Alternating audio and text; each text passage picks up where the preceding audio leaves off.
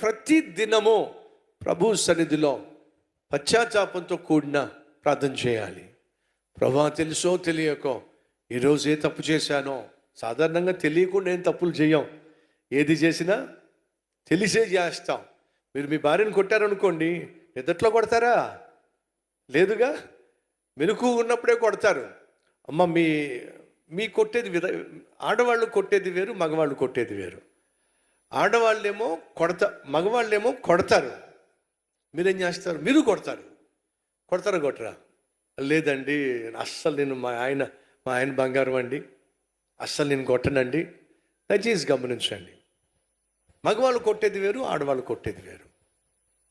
మగవాడు ఏం చేస్తాడు? కోపం వచ్చినప్పుడు గబగబా మీదకెళ్ళి ఏమనుకుంటున్నావో, ఒళ్ళు చీర్చేస్తా, ఏమనుకుంటున్నావో, తలకాయ పగల కొట్టేస్తా అని చెప్పి పైకి చేయెత్తుతాడు. అది భర్త కొట్టే విధానం. మీరేం చేస్తారంటే, ఏంటి చేయెత్తుతున్నావు ఏంటి? ఒక్క ఫోన్ చేస్తే చాలు, మా ఇద్దరు అన్నలు వచ్చేస్తారు, ఈ 2 చేతులు నరికేస్తారు.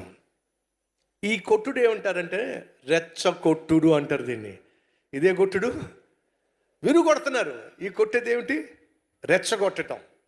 ఏమిటి? ఇప్పుడు మీ అన్నని పిలుస్తావా, మీ తమ్ముని పిలుస్తావా, వాళ్ళిద్దరు వచ్చి నా చెయ్యరు కొడతారా, రమ్మని చెప్పు అని చెప్పి టెంకి మీద కొడతాడు. ఇప్పుడు ఏం జరుగుతుంది అక్కడ? వీడేమో కొడతారు, మీరేమో రెచ్చగొడతారు. కొంతమందికి అదొక తృప్తి అండి. ఏదో ఒక సమయంలో కోటింగ్ ఇచ్చుకోకుండా మాత్రం ఉండలేరు వాళ్ళు. అలాంటి వాళ్ళు ఏమంటారా? దాన్ని ఏమంటారంటే పడుకున్న గాడిదని చెప్పలు గట్టిగా. చూసారు ఏమంటారు వాళ్ళు? ఏమంటారు తెలుసా? మా ఆయన గాడిద, ఆ గాడిదని లేపి మళ్ళా తన్నించుకుంటాం మేము. దయచేసి గమనించాలి, మనం ఏ తప్పు చేసినా సరే తెలియకుండా చేయం, తెలిసే చేస్తాం. మరి తెలిసే నువ్వు తప్పు చేసినప్పుడు ఒప్పుకోవాలిగా, క్షమాపణ కోరుకోవాలిగా. సహోదరి సహోదరులు, మనం సాయంత్రం అయ్యేసరికి దేవుని సన్నిధిలో మనల్ని మనం అప్పగించుకోవాలి. ఉద్యోగం చేసిన తర్వాత, పని చేసిన తర్వాత ఇంటికి వచ్చి మీరు స్నానం చేస్తారా చేయరా? ఇప్పుడు చేయెత్తమంటే ఎంతమంది చేయి చూపిస్తారు? వద్దులేని ఎందుకు వచ్చింది, ఇవన్నీ పర్సనల్ మ్యాటర్స్ ఇవి. పొరపాటున పక్కోళ్ళు చేయి చూపించేది అనుకోండి, మీరేం చేస్తారు? ఎన్ని రోజులు అయిందో మహానుభావుడు అని అంటారు కదా. సాధారణంగా మనం ఉద్యోగాలకు వెళ్ళొచ్చినప్పుడు, కాలేజీకి వెళ్ళొచ్చినప్పుడు వచ్చిన తర్వాత ఏం చేస్తామంటే ఖచ్చితంగా స్నానం చేస్తాం. మీరేమైనా మురికిలో దొరిలారా? రోడ్డు మీద దొరిలారా? లేదు. మరి ఎందుకు స్నానం చేస్తున్నారు? మనకు తెలియకుండానే మన చుట్టూ ఉన్నటువంటి వాతావరణంలో కలుషితం ఉంది.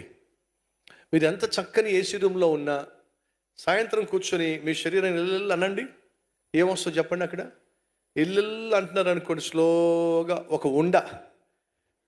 ఎక్కడి నుంచి వచ్చింది ఇది? మీరు ఏమైనా చేయి తీసుకెళ్ళి మట్టిలో పెట్టారా? పెట్టలా. ఫ్యాన్ కిందే ఉన్నారు, ఆఫీసులోనే ఉన్నారు, కానీ ఇల్లు అన్నారు అనుకోండి, మట్టి ఫామ్ అవుతుంది. ఎందుకని? మనకు తెలియకుండానే ఉన్నటువంటి వాతావరణ కాలుష్యంలో ఉన్న మట్టి మురికి మనకు అంటుకుంటుంది. అలాగే ఈ పాపిష్టి లోకంలో మనం రోజంతా సంచరిస్తున్నప్పుడు మనకు తెలియకుండానే ఎక్కడో ఒక చోట పాపము మనల్ని అంటుకుంటుంది. కాబట్టి ఏం చేయాలి? ప్రతిరోజు సాయంత్రం ఎలా స్నానం చేస్తున్నావో అలాగే దేవుని సన్నిధికి వచ్చి మోకాల మీద పడి, అయ్యా ఆ చేతులకు నా శరీరానికి మురికైతే సబ్బుతో నేను శుద్ధి చేసుకుంటా. మరి లోక మాలిన్యం ఏదైనా నాకు అంటినట్లయితే సబ్బు దాన్ని క్లీన్ చేయలేదు, కేవలం నీ రక్తము మాత్రమే నన్ను శుద్ధీకరిస్తుంది.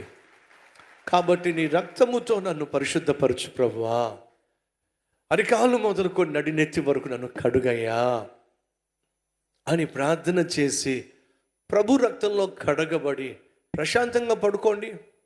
మీరు పోయినా పర్వాలా, ప్రభు వచ్చినా పర్వాలా, ఎక్కడికి వెళ్తారో చెప్పండి, పరలోకానికి వెళ్ళిపోతాం.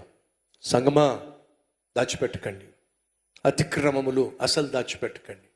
దావీదు దాచిపెట్టే తీవ్రమైన శిక్షను కొని తెచ్చుకున్నాడు. ఆ తర్వాత పశ్చాత్తాపడ్డాడు, ఏడ్చాడు, దేవుడు కరిగిపోయాడు. అంత వ్యభిచారం చేసినా దావీదు పశ్చాత్తాపడి ఏడిస్తే దేవుడు కరిగిపోయి అన్నాడు, సరేలే ఏడవకో, నువ్వు చేసిన పాపాన్ని బట్టి నీకు పుట్టిన కొడుకు మరణించాడు కదా, మరొక పండంటి బిడ్డను నేను నీకు ఇస్తా. మంచోడండి. నేను ప్రకటిస్తున్న ప్రభు అయిన యేసుక్రీస్తు ఎవరో చెప్పండి, గట్టి చెప్పండి. మంచోడండి, గట్టి చెప్పండి. ఎంత మంచోడు, గట్టిగా చెప్పండి. యేసయ్యా నువ్వు చాలా మంచివాడివే. మంచోడండి. నేను ప్రకటిస్తున్న ప్రభు అయిన యేసు చాలా మంచోడండి. చాలా అంటే చాలా మంచివాడు. నువ్వు ఎన్ని పాపాలు చేసినా, ఎంతగా పాడైపోయినా ఆయన పాదాల దగ్గరకు వచ్చి నేను తప్పు చేశానయ్యా, నేను పాపం చేశానయ్యా, నన్ను క్షమించాయా అని అంటే, ఒరే దుర్మార్గుడా, 10 సంవత్సరాలు తిరిగేసి 10 సంవత్సరాలు తాగేసి ఇష్టం వచ్చినట్టు జీవించేసి సింపుల్గా నా దగ్గరకు వచ్చేసి సారీ అంటే అయిపోతుంది అనుకుంటున్నావా? కుదరదరా అనేవాడు కాదు నా ప్రభు అయిన యేసుక్రీస్తు. లోబడనొల్లని వారి వైపు ఆయన దివారాత్రములు తన చేతులు చాచి ఎదురు చూస్తూ ఉన్నాడు. ఎప్పుడు నువ్వు వచ్చేస్తావా? ఎప్పుడు వచ్చి ఆయన చేతుల్లో పడతావా? ఎప్పుడు వచ్చి ఆయన రక్తములో కడగబడతావా? ఎప్పుడు పరిశుద్ధపరచబడతావా? ఎప్పుడు తన బిడ్డగా ఆయన ఆశీర్వాదాలతో వర్ధిల్లుతావా అని ఎదురు చూస్తున్న అద్భుతమైన దేవుడు నేను ప్రకటిస్తున్నాను, ప్రభు అయిన యేసుక్రీస్తు.